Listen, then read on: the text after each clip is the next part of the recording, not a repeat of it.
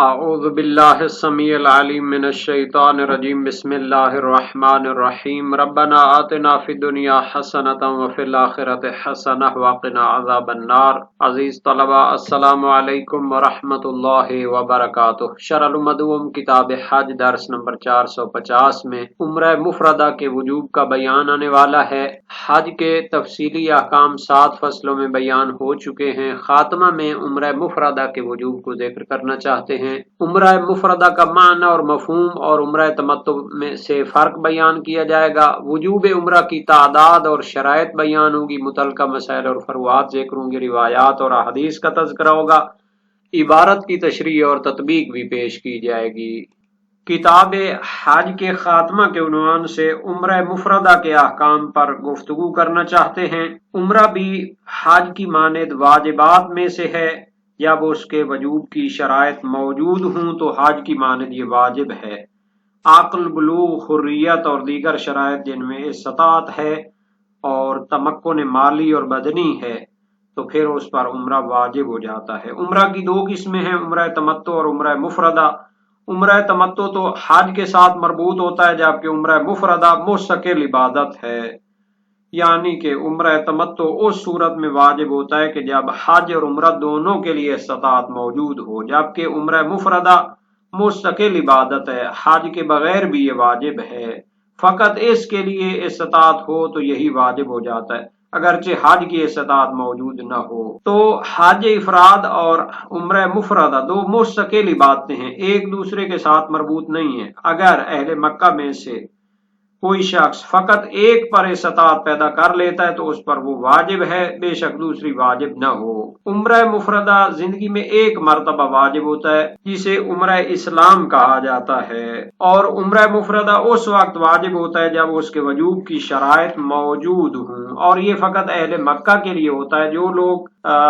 مکہ سے 48 میل یعنی 16 فرسخ کے اندر فاصلے میں رہتے ہیں، اس سے جو دور لوگ ہیں ان کے لیے عمرہ مفردہ نہیں ہوتا، بلکہ وہ عمرہ تمتع، حج تمتع کے ساتھ ہی انجام دیتے ہیں۔ ان پر وجوب دونوں چیزوں کا اکٹھا ہوتا ہے۔ اگر اتنی استطاعت موجود ہو تو ان پر پھر حج تمتع واجب ہو۔ عمرہ مفردہ تو ان لوگوں کے لیے ہے کہ جو لوگ اس سے اس فاصلے کے اندر رہتے ہیں، اور عمرہ مفردہ کی فضیلت ہے اور اس کا استحباب بھی بہت زیادہ ہے۔ اگرچہ اس کا استحباب دور والوں کے لیے بھی ثابت ہے، لیکن وہ استحباب کی حد تک ہے۔ اور عمرہ کے جو افعال ہیں ان کو پہلے بھی ذکر کیا گیا تھا، جہاں عمرہ کے افعال ذکر کیے تھے۔ سب سے پہلے نیت کر کے احرام باندھے گا، پھر طواف کرے گا اور سعی صفا اور مروہ کی کرے گا اور تقصیر کرے گا۔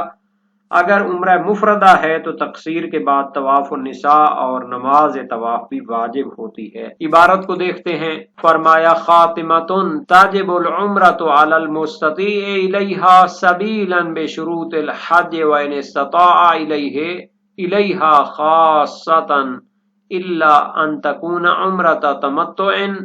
فیشترط فی وجوبها الاستطاعۃ لہما معا لارتباط کل منہما بالآخر۔ خاتمہ کتاب حج میں عمرہ کے متعلق بحث کرنا چاہتے ہیں، یعنی کہ واجب ہے عمرہ اس شخص پر جو عمرہ کے لیے استطاعت رکھتا ہو بے شروط الحج، یعنی وہ تمام شروط جو حج کے وجوب کی شرائط ہوتی ہیں۔ اگرچہ فقط عمرہ کے لیے اس کو استطاعت ہو تو عمرہ مفردہ واجب ہو جاتا ہے، مگر یہ کہ عمرہ تمتع ہو تو عمرہ تمتع کے وجوب میں شرط ہے کہ وہ حج اور عمرہ دونوں کے لیے استطاعت رکھتا ہو، تب جا کر وہ واجب ہوتا ہے۔ لارتباط کل منہما بالآخر، چونکہ عمرہ تمتع میں حج اور عمرہ دونوں آپس میں مربوط ہیں، مستقل نہیں ہیں، لیکن عمرہ مفردہ میں اور حج مفرد ایک دوسرے کے ساتھ کنیکٹڈ نہیں ہیں، مستقل ہیں۔ جس کے لیے استطاعت پیدا ہوتی ہے وہی واجب ہو جائے گا۔ وَتَجِبُ أَيْضًا بِأَسْبَابِهِ الْمُوجِبَةِ لَهُ لَوْ اتَّفَقَتْ لَهَا كَالنَّذْرِ وَشِبْهِهِ وَالْإِسْتِئْجَارِ وَالْإِفْسَادِ وَتَزِيدُ عَنْهُ بِفَوَاتِ الْحَجِّ بَعْدَ الْإِحْرَامِ۔ اس عبارت میں وجوب عمرہ مفردہ کے مختلف اسباب کو بیان کرنا چاہتے ہیں۔ جیسا کہ عمرہ مفردہ استطاعت کے ذریعے واجب ہو جاتا ہے، اسی طرح کچھ ایسے اسباب اور ایسے علل ہیں کہ جن کے ذریعے واجب ہو جاتا ہے عمرہ مفردہ۔ تو یہ جو علل اور اسباب ہیں یہ حج کے لیے بھی ہوتے ہیں، لیکن ایک ایسا علت اور سبب ہے کہ جو فقط عمرہ مفردہ کے وجوب کے لیے ہے۔ ان میں سے پہلا ہے کہ نذر و عہد و قسم اگر اس نے اٹھائی ہو تو اس کی وجہ سے بھی اس پر وہ واجب ہو جاتا ہے۔ اگر نذر کرے، خدا سے عہد کرے، خدا سے قسم اٹھائے کہ میں عمرہ مفردہ کروں گا، تو پھر اس پر عمرہ مفردہ واجب ہو جاتا ہے، اور اپنی نذر و عہد و قسم کی وفا کرنے کے لیے عمرہ انجام دے۔ اگر ایسا نہیں کرے گا تو گنہگار بھی ہوگا اور کفارہ بھی اس پر ثابت ہوگا۔ دوسرا سبب ہے کہ اگر وہ عمرہ مفردہ کو انجام دینے کے لیے نیابت میں دوسرے کی طرف سے اجیر بنے تو پھر بھی واجب ہو جائے گا۔ اور عمرہ مفردہ کے وجوب کی تیسری علت اور سبب ہے کہ اگر اس نے عمرہ کو فاسد اور باطل کیا ہو، اگرچہ وہ مستحب ہی ہو، مثلا عمدن احرام میں سعی سے پہلے عورت سے ہم بستری کی، تو اس صورت میں عمرہ باطل ہو جاتا ہے۔ اس کو بھی مکمل کرے اور آئندہ اس کو ایک مستقل عمرہ اور بھی انجام دینا واجب ہوتا ہے۔ چوتھا مورد جو حج میں نہیں ہوتا، فقط عمرہ کے ساتھ خاص ہے، وہ یہ ہے کہ اس نے حج کو چھوڑ دیا ہو، یعنی اس نے حج انجام دینے کے لیے احرام باندھا لیکن اس کے اعمال انجام دینے سے پہلے وقت نکل گیا، تو اس صورت میں احرام سے نکلنے کے لیے اس پر عمرہ مفردہ واجب ہے۔ وہ نیت کرے اور نیت کو احرام عمرہ کی طرف پھیرے اور عمرہ کے افعال انجام دے کر احرام سے نکلے گا۔ تاجب و ایزن یعنی عمرہ مفردہ واجب ہو جاتا ہے نیز، یعنی جس طرح وہ استطاعت کے ذریعے واجب ہوتا ہے، اسی طرح بے اسباب الموجبۃ لہو، ان اسباب کے ذریعے بھی واجب ہوتا ہے کہ جو عمرہ کو واجب کرتے ہیں۔ لو اتفقت لہا، اگر وہ اس کے لیے پیدا ہو جائیں اور وہ حاصل ہو جائیں تو ان کی وجہ سے بھی عمرہ مفردہ واجب ہو جاتا ہے۔ کن نذر و شبہ، جیسے اس نے عمرہ مفردہ کی نذر کی ہو یا عہد و قسم اٹھایا ہو تو پھر عمرہ مفردہ واجب ہو جاتا ہے۔ پہلا سبب۔ دوسرا استیجار، کسی کی طرف سے نائب بنے اور اجارے پر عمرہ کرنے کے لیے آمادہ ہو تو پھر واجب ہو جائے گا۔ جب اس سے پیسے لیے ہیں عمرہ کرنے کے لیے تو پھر اس کو انجام دینا واجب ہے۔ والافساد، تیسرا سبب اور علت، اگر اس نے عمرے کا احرام باندھا تھا لیکن اس کو باطل کر دیا تو پھر وہ دوبارہ اس کو انجام دینا واجب ہے۔ وَتَزِيدُ عَنْهُ بِفَوَاتِ الْحَجِّ بَعْدَ الْإِحْرَامِ، اور حج سے زائد ایک سبب ہوتا ہے جو عمرے کو واجب کرتا ہے۔ جب حج کا احرام باندھنے کے بعد حج اس سے رہ جائے تو اب احرام سے نکلنے کے لیے اسے عمرہ مفردہ کی نیت کرنی چاہیے اور عمرہ کے اعمال انجام دے کر وہ حج کے احرام سے نکل سکے گا، ورنہ وہ تو احرام سے بہت ساری چیزیں حرام ہو جاتی ہیں، جب تک وہ اس کو انجام نہیں دیتا احرام سے نہیں نکل سکتا۔ تو یہ جو عبارت تھی بے اسبابہ الموجبات لہو کی ضمیر حج کی طرف پلٹا دیں تو بہتر ہے، یعنی نیز عمرہ مفردہ واجب ہو جاتا ہے ان اسباب کے ذریعے کہ جو حج کے وجوب کا بھی سبب بنتے ہیں، اگر وہ عمرے کے لیے بھی حاصل ہو جاتے ہیں تو پھر عمرہ بھی ان سے واجب ہو جائے گا۔ ناظر، استیجار اور افساد یہ مشترک ہیں عمرہ اور حج کے وجوب کے لیے، اور یہ ایک چوتھا جو مورد ہے یہ فقط عمرے کے ساتھ خاص ہے کہ اگر حج کا احرام باندھا تھا، حج اسے رہ گئی تو احرام سے نکلنے کے لیے اس کو عمرے کی نیت کرنی پڑے گی، عمرے کے اعمال انجام دے کر وہ اس احرام سے نکلے گا۔ وَيَشْتَرِكَانِ أَيْضًا فِي وُجُوبِ أَحَدِهِمَا تَخْيِيرًا لِدُخُولِ مَكَّةَ لِغَيْرِ الْمُتَكَرِّرِ وَالدَّاخِلِ لِقِتَالٍ وَالدَّاخِلِ عَقِيبَ إِحْلَالٍ مِّنْ إِحْرَامٍ وَلَمَّا يَمْضِ شَهْرٌ مُنْذُ الْإِحْلَالِ لَلْإِحْلَالِ۔ عمرہ جو ہے حج کے ساتھ ایک نیت میں تو مشترک ہے، وہ یہ ہے کہ جو شخص مکہ میں داخل ہوتا ہے تو اس کو احرام کی حالت میں ہونا چاہیے، کیونکہ احرام ایک مستقل عبادت نہیں ہے بلکہ یا وہ حج کے لیے باندھا جائے گا یا عمرے کے لیے، تو اس لحاظ سے جو شخص مکہ جاتا ہے تو اس کو اختیار ہے کہ وہ حج کا احرام باندھے یا عمرے کا احرام باندھے۔ جس کا احرام وہ باندھے گا تو وہ اس پر واجب ہو جائے گا، تو اس لحاظ سے یہ واجب تخیری کے دو افراد میں سے ایک فرد اور مصداق ہے۔ لیکن کچھ لوگ ہیں جو مکہ میں بغیر احرام کے داخل ہو سکتے ہیں۔ ایک وہ شخص جس کا ہمیشہ کام ہی مکہ میں رفت و آمد ہے، مثلا پرانے زمانے میں ایندھن چننے کے لیے جاتا آتا تھا، یا ڈرائیور ہے، اور اسی طرح تاجر ہے، تو یہ لوگ آتے جاتے رہتے ہیں۔ مثلا اسی طرح جو لوگ پرانے دور میں بکریاں چراتے تھے، ساربان ہوتے تھے، تو ان کے لیے پھر ہر وقت احرام باندھنا ضروری نہیں ہوتا۔ دوسرا مورد کہ اگر شرعی لحاظ سے کسی جنگ اور کسی اس مقصد کے لیے جاتے ہیں، دفاعی مقصد کے لیے جاتے ہیں، تو پھر بھی مکہ میں بغیر احرام کے جا سکتے ہیں، تو عبادت کا قصد کرنا واجب نہیں۔ جیسا کہ مکہ میں کوئی گروہ مرتد ہو جاتا ہے یا بغاوت کرتا ہے امام معصوم پہ، تو ان کے ساتھ جنگ کرنے کی ضرورت ہوتی ہے، تو پھر جو لوگ جائیں گے اس مقصد کے لیے تو ان پر واجب نہیں ہوگا احرام باندھنا۔ جیسے نبی اکرم صلی اللہ علیہ وآلہ وسلم نے فتح مکہ کے وقت بغیر احرام کے مکہ میں داخل ہوئے تھے۔ تیسرا مورد یہ ہے کہ وہ بندہ جس نے مکہ میں احرام کے ساتھ داخل ہوا، حج یا عمرے کو انجام دیا اور اس سے باہر آ گیا، اب دوبارہ مکہ جانا چاہتا ہے، اگر 1 مہینہ نہیں گزرا تو بغیر احرام کے جا سکتا ہے، لیکن اگر 1 مہینہ گزر گیا تو پھر اس کو احرام باندھنا پڑے گا۔ اسی کو بیان کرنا چاہتے ہیں، یعنی حج اور عمرہ دونوں، یہ ان میں سے ایک کا وجوب تخیری ہے جب کوئی مکہ جانا چاہتا ہے، یعنی اس لحاظ سے یہ دونوں شریک ہیں کہ جو شخص مکہ جانا چاہتا ہے تو اس کو احرام تو باندھنا ہے، اب اس کو اختیار ہے کہ حج کا احرام باندھے یا عمرے کا احرام باندھے۔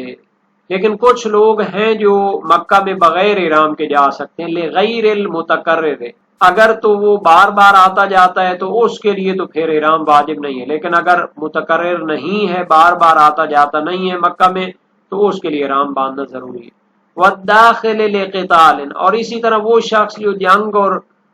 مثلا دفاعی کام کے لیے جاتا ہے مکہ میں، تو اس کے لیے بھی احرام باندھنا ضروری نہیں ہوتا۔ والداخل عقیب احلال من احرام، اسی طرح وہ شخص جو احرام باندھ کر مکہ میں گیا تھا، حج یا عمرہ انجام دیا، اس کے بعد اس نے احرام کھول دیا، اس کے بعد وہ شخص اگر مکہ جانا چاہتا ہے تو اس کے لیے احرام واجب نہیں ہوگا۔ وَلَمَّا يَمْضِ شَهْرٌ مُنْذُ الْإِحْلَالِ، جب تک کہ اس کے سابقہ احرام کو کھولے ہونے سے 1 مہینہ نہ گزرا ہو، یعنی اگر 1 مہینہ گزر گیا ہو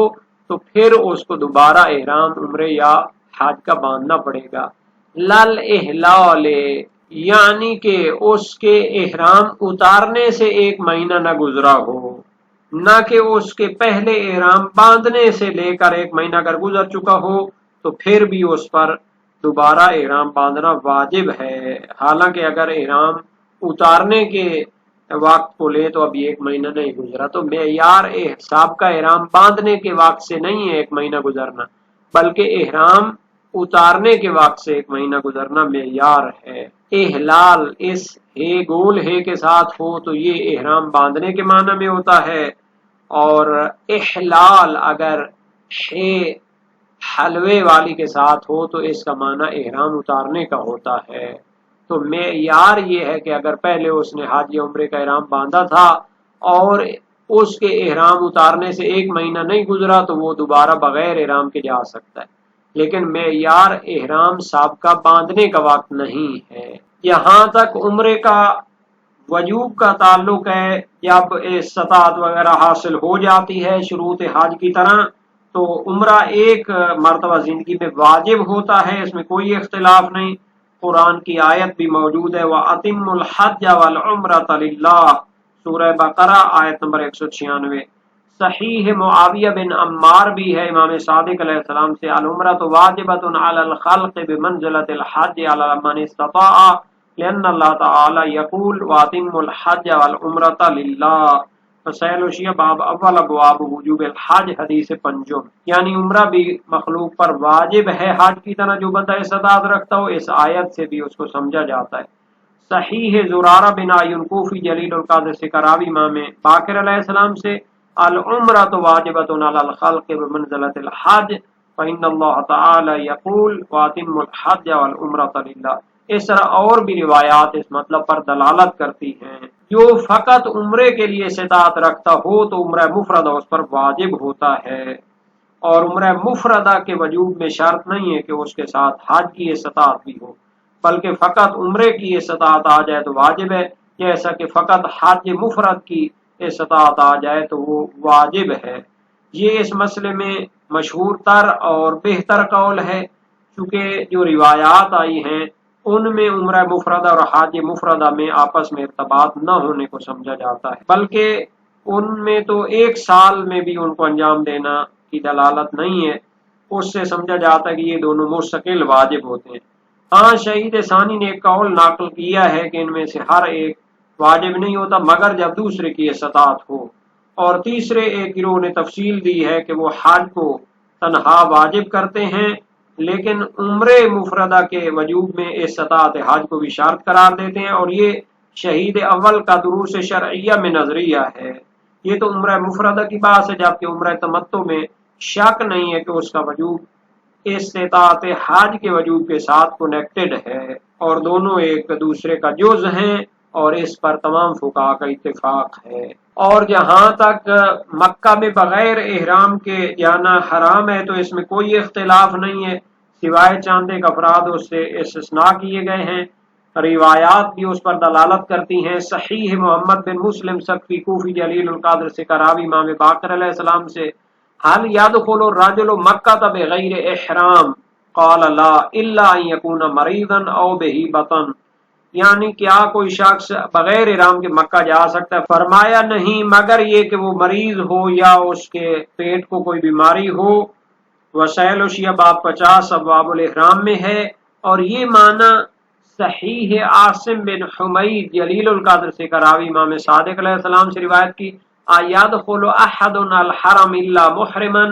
کیا کوئی شخص حرم میں بغیر احرام کے داخل ہو سکتا ہے؟ فرمایا لا الا مریض او مبتون، مگر یہ کہ مریض ہو یا پیٹ کی بیماری ہو۔ اس بنیاد پر جو شخص مکہ داخل ہونا چاہتا ہے تو اس کو حج یا عمرے کا احرام باندھنا ہوتا ہے، کیونکہ احرام مستقل عبادت نہیں ہے تو حج یا عمرے کا احرام باندھے گا اور اس کو مکمل کرے گا جب اس کا احرام باندھا ہے۔ اس سے چند لوگ مستثنا ہیں۔ غلام جب اس کا مالک اس کو اجازت نہ دے کسی مثلا حج یا عمرے کے احرام باندھنے کی، تو اس کی دلیل یہ ہے کہ اس پر حجۃ الاسلام واجب نہیں ہوتی، تو اس پر احرام کا وجوب نہ ہونا باب اولا سے ہے، اور اس مورد کو ذکر نہیں کیا گیا۔ دوسرا یہ کہ جو بار بار آتا جاتا رہتا ہے، یہ اس کے موارد پہلے گنوائے گئے صحیح رفاع بن موسیٰ کی وجہ سے امام صادق علیہ السلام سے ان الحطابین والمجتالبہ اتوا النبی علیہ السلام فسألوہ فآذن لهم ان يدخلوا حلالا، یعنی کہ جو ایندھن جمع کرنے والے تھے اور باقی جو ضروریات کے لیے آتے جاتے تھے نبی اکرم کے پاس آئے اور سوال کیا تو آپ نے فرمایا کہ آپ کو بغیر احرام کے آنے جانے کی اجازت ہے۔ مسائل وشیہ باب 51 ابواب الاحرام میں ہے۔ اور ایک مورد ہے کہ احرام اتارنے کے بعد اس کا ایک مہینہ نہ گزرا اس کے اندر داخل ہونا چاہتا ہے۔ موثق اسحاق بن عمار امام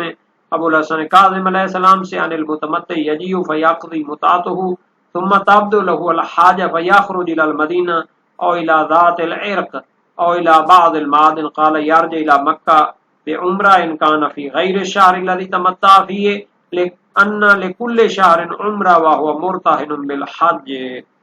وسائل وشیہ باب 22 ابواب اقسام الحج میں ہے۔ سوال کیا اس حج تمتع کرنے والے کے لیے کہ جو اپنے اعمال انجام دینے کے بعد پھر کسی کام سے جانا چاہتا ہے تو وہ مدینہ کی طرف یا کسی جگہ جاتا ہے بعض معدنیات کی طرف پھر مکہ لوٹتا ہے، فرمایا وہ عمرے کے عنوان سے لوٹے گا اگر ایک مہینہ گزر چکا ہو، چونکہ ہر مہینے کا ایک عمرہ ہوتا ہے اور وہ حج تو اس کی ادا ہو چکی۔ صحیح حماد بن عیسیٰ امام صادق علیہ السلام سے حج تمتع کے بارے میں قلت فإن جاهل فخرج إلى المدینہ ونحوها بغیر احرام ثم راجع إلى إبان الحج في أشهر الحج يريد الحج أيدخلها محرما أو بغیر احرام قال إن راجع في شهر داخل بغیر احرام وإن داخل في غیر الشهر داخل محرما۔ مسائل وشیہ باب 22 میں ہے، اسی مطلب پر دلالت کرتی ہے۔ مرسلہ ابان بن عثمان بھی امام صادق علیہ السلام سے ہے، اور یہ روایت وسائل وشیہ باب 51 ابواب الاحرام میں ہے، جبکہ روایات سے ظاہر ہے کہ اس کے احرام باندھنے سے 1 مہینہ نہ گزرا ہو،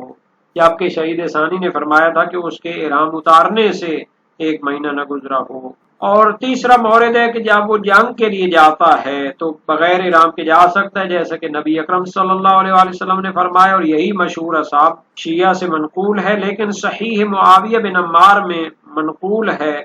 قال رسول اللہ صلی اللہ علیہ وآلہ وسلم یوم فتح مکہ ان اللہ حرم مکہ یوم خلق السماوات والارض